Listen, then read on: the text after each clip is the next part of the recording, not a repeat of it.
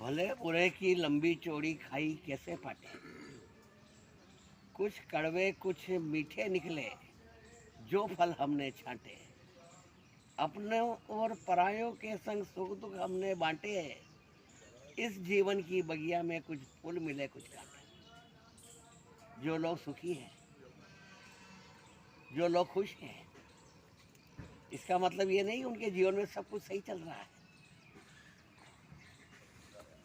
महत्वपूर्ण ये है कि उनका जीवन के प्रति दृष्टिकोण क्या है।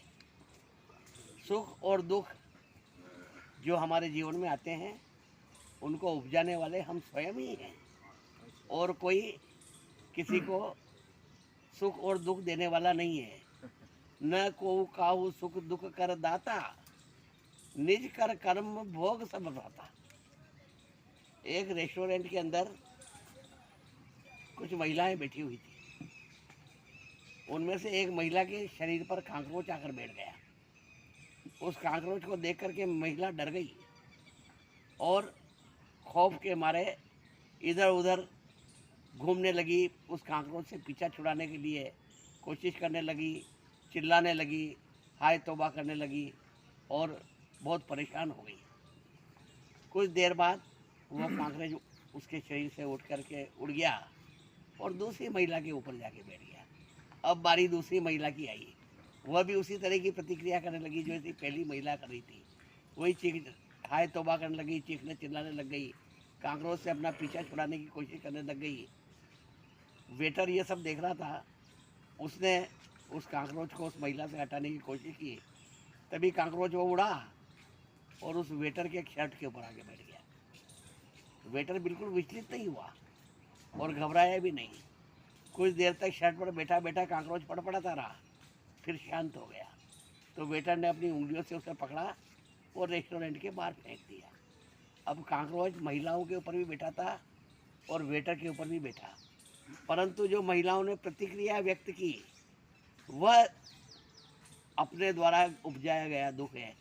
क्योंकि कांकरोच किसी का न तो कुछ बिगाड़ रहा है, न तो बिगाड़ना होता तो वेटर का बिगाड़ता, नहीं बिगाड़ा तो उनका भी नहीं बिगाड़ा।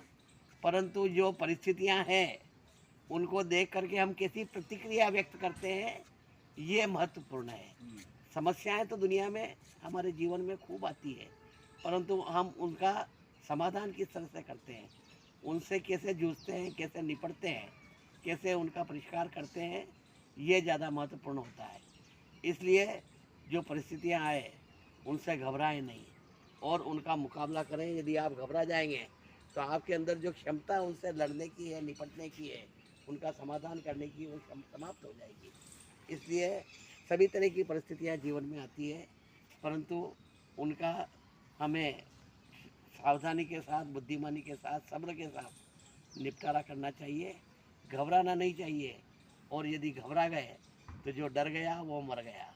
हमेशा ये सोचना चाहिए कि जीवन में जो कुछ हुआ वो अच्छा हुआ, जो कुछ आगे होगा वो भी अच्छा होगा, जो हो रहा है वो अच्छा हो रहा है और आगे भी होगा वो भी अच्छा होगा। इसलिए परिस्थितियों से घबराए नहीं, डरे नहीं और शांति से उनका मुकाबला करें, तभी आपका जीवन सार्थक हो सकता है।